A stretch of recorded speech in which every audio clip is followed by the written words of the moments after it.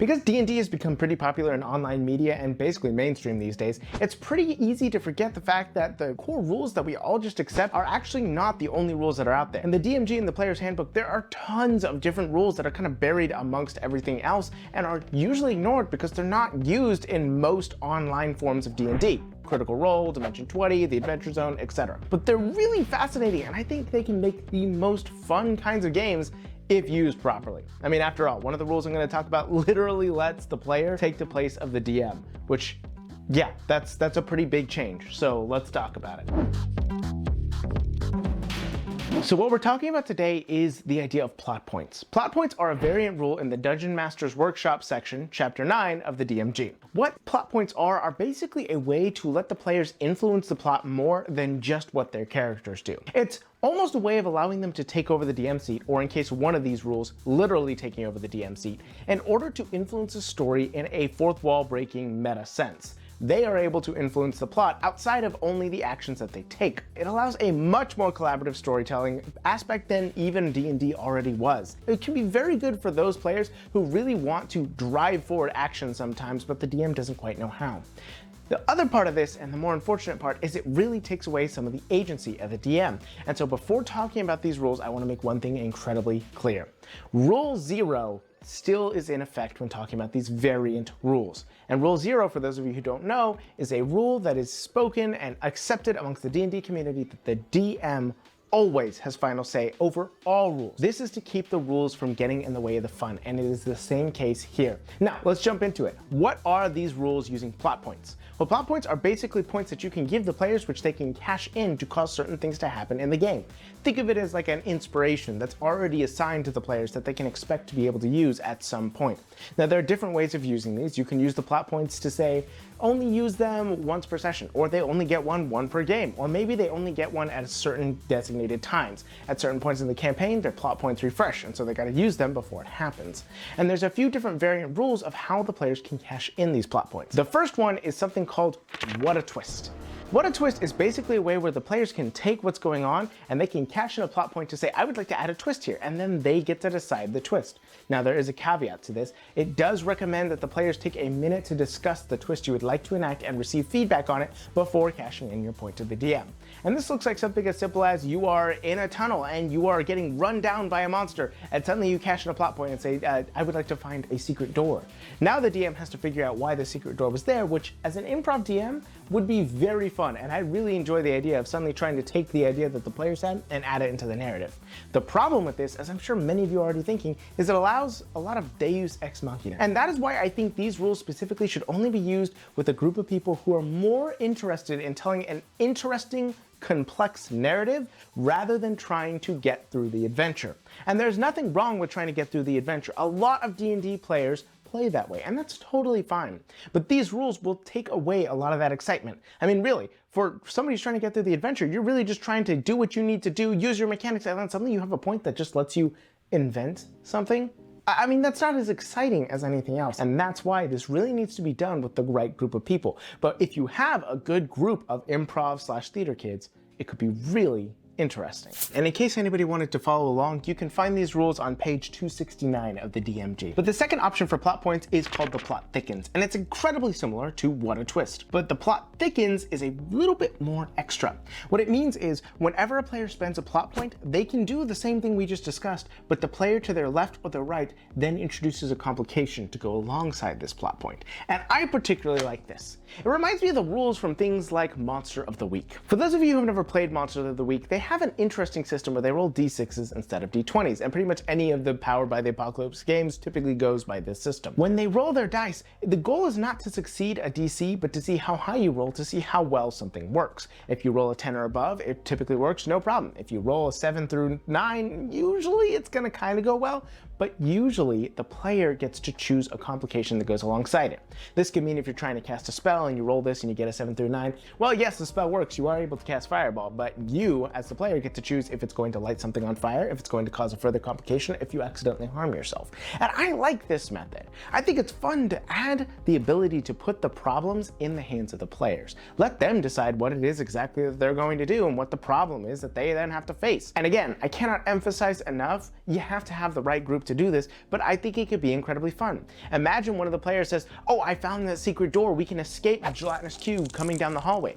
Awesome, but then the player to your right goes, yes, but there's a magical lock. We have to figure out how to get past that. And so now, yes, there was a Deus Ex Machina, but the rogue has to figure out how to be able to pick this extremely powerful lock, or the wizard has to be able to get through the whole party and cast knock before the gelatinous cube comes. It adds more tension and excitement and removes that strange comfortability with the ability to just spend a point and make something happen in your favor.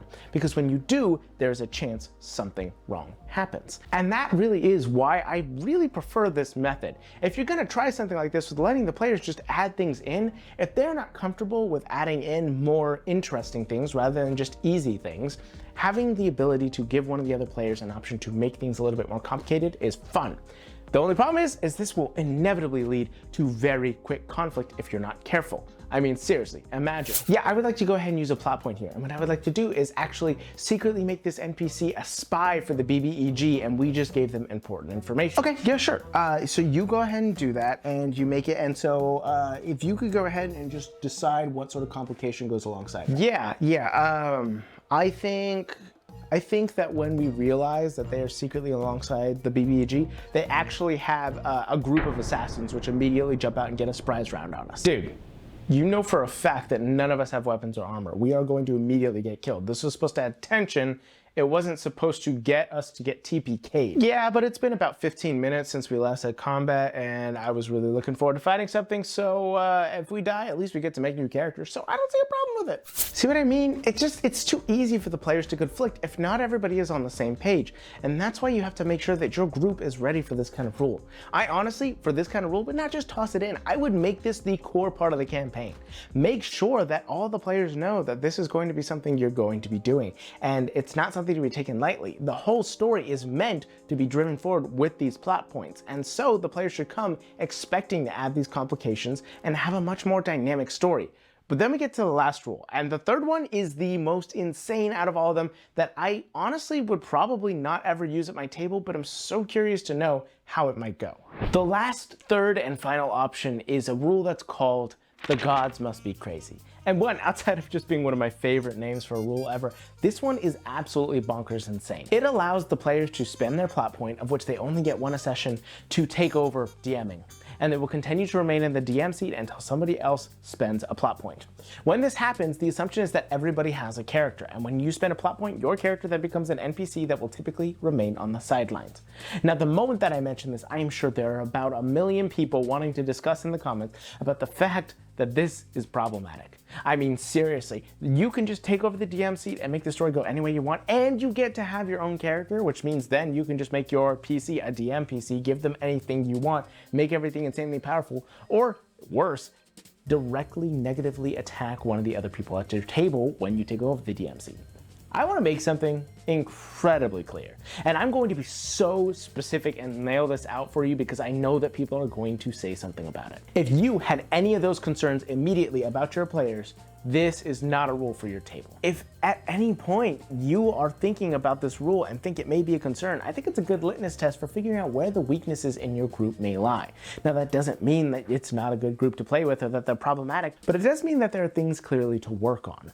Because the thing is the reason I wouldn't use it, as I said before, is it doesn't really allow for long-form cohesive narrative storytelling, which is what my groups care about. And that's really fun because we get to tell a long-term story, but with this, if you're constantly having everybody swap into the DM seat, it's very difficult to do that because you can't just keep trading notes. It's more about more smaller contained adventures and encounters. Ooh, I want to be the DM for these monsters. I'll take over now. Then somebody else says, ooh, I want to play this NPC. I'll take over. It doesn't really allow for that longer form. But if at any point you are concerned about the ways that your players would abuse this, that's where the concern comes from. And that's why this rule is so incredibly niche.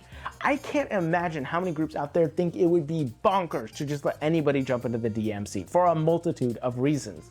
But it is an interesting act to think about it, to think about how it would go, where it would lead, how it would help your group develop. And I do at some point kind of want to run a smaller campaign, maybe just a few sessions with this rule in mind, just to see how it goes, because I think it would be so fun. I think all three of these variant rules would probably not be very good at most tables, and I think that's all right. What I do think is that they are incredibly interesting to think about and how they would develop in your game and what it tells you about your group. And since they are variant rules, it means you don't have to use them, but they're fun to know that they're out there. There's so many rules in the DMG and the Player's Handbook that are just totally hidden, and most people don't even know about them. We all accept the main core rules that get used in most streamed online games, but there's so much more out there. And so everybody who plays D&D, I would please encourage you to go read your DMG, your Player's Handbook. Go look at what's in there. And even in Tasha's Cauldron or in Xanathar's Guide, there's so many fun little things that are in there that most people don't know about. And it can really expand the game into a much more exciting thing. Just because everybody plays the same way online doesn't mean that you can't go out and find out exactly what you can do with this game. So go out and run the best game possible. This video wouldn't be possible without the incredible Beautiful Bastards over on our Patreon. I'd like to give an additional very personal thank you to the Divine Bastards Big D the Cool Guy, BKBW, Clark Smith, Diet Blue, Duplicolor, Frosteals, Manifestering, Noctua, Rhea Rose, Rocky, Sorit, Supreme Court, Tin-Eye, Void Mystic, Volpe Nico, and Zombies Were People Too. We wouldn't be able to do what we do without you guys, and you mean the absolute world to us. Keep being beautiful, keep being amazing, and as always, make the world your own.